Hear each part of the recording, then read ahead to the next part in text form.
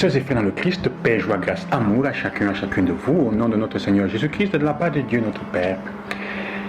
Aujourd'hui, les textes qui nous sont proposés sont intéressants. Ils nous invitent à réfléchir sur le rapport que nous avons d'abord avec les biens et sur ce sur quoi est-ce que nous construisons notre identité, la vérité de notre être. Le livre de Jérémie que nous avons commencé à lire hier, aujourd'hui le chapitre 17 nous dit, il y a une phrase qui m'a frappé aujourd'hui. Rien n'est plus faux que le cœur de l'homme. Il est incurable. Qui peut le connaître? Évidemment, il continue en disant Dieu pénètre, moi le Seigneur qui pénètre les cœurs et qui scrute les reins, afin de rendre à chacun selon sa conduite, selon le fruit de ses actes. Dieu le connaît. Mais le cœur de l'homme, il dit, rien n'est plus faux que le cœur de l'homme. Il est incurable. Malheureusement, nous vivons un temps où il est difficile de plus en plus de se fier des raisons des autres parce que tu ne sais pas quand le cœur de quelqu'un change sur toi. Il est facile que pour une raison ou pour une autre, le cœur des personnes sur toi change. Et même te poignarde dans le dos. Jérémie disait hier, il a utilisé toutes ses paroles pour faire le bien, pour intercéder en faveur du peuple. Et qu'est-ce qu'ils ont fait? Ils passent le temps à comploter contre lui pour lui faire du mal. Nous allons plus écouter ses paroles, nous allons utiliser notre langue pour lui faire du mal. Et dans l'évangile, Jésus raconte l'histoire de Lazare et du riche, qui tous les deux meurent. Le texte est intéressant parce qu'il dit, Lazare meurt et le riche meurt. L'un va dans le sein d'Abraham au paradis, l'autre va dans la géhenne. Ce qui est intéressant, sœurs et frères, c'est que on ne dit nulle part que le riche emporte avec lui toute la pourpre, l'habit de pourpre, les lin précieux, toutes les richesses qu'il avait. Rien. Il était riche, Lazare était pauvre, pour eux. Mais il meurt et tous les deux vont au ciel de la même façon. On ne connaît même pas le nom du riche.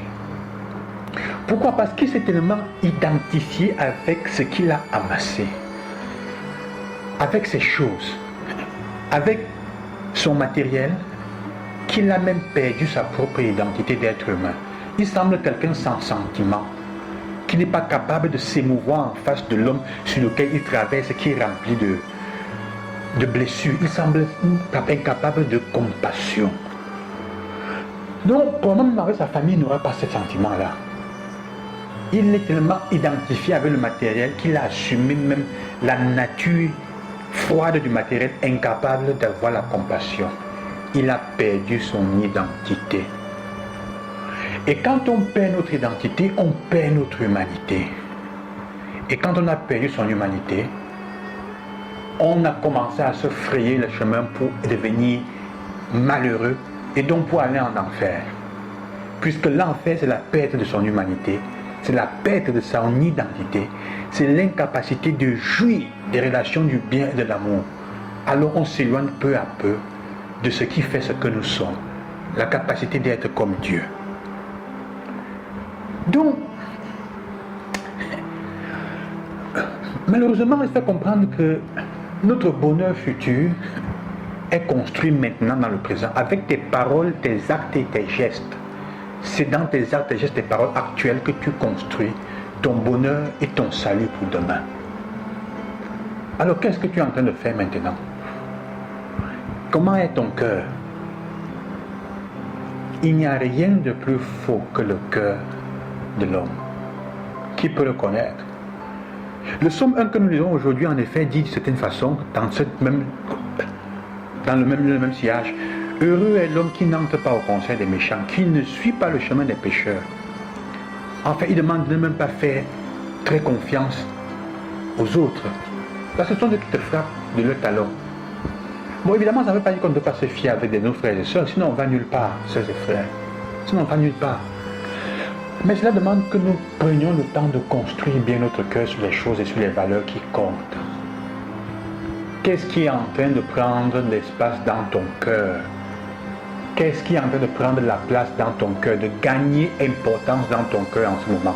Avec quoi est-ce que tu es en train de t'identifier? Il s'est identifié tellement avec ses richesses qu'il possédait qu'il n'est devenu comme eux, comme ces choses froides, incapables d'humanité. Et j'ai très peur des personnes qui s'identifient avec les biens qu'ils ou elles ont. Quand on devient incapable d'humanité, incapable de compassion, ça veut dire qu'on est prêt à tout pour continuer à avoir ce qu'on est et même à marcher sur la vie des autres, à tuer. Ce n'est pas par hasard après qu'on finit par mettre les mains là où on ne devrait pas mettre.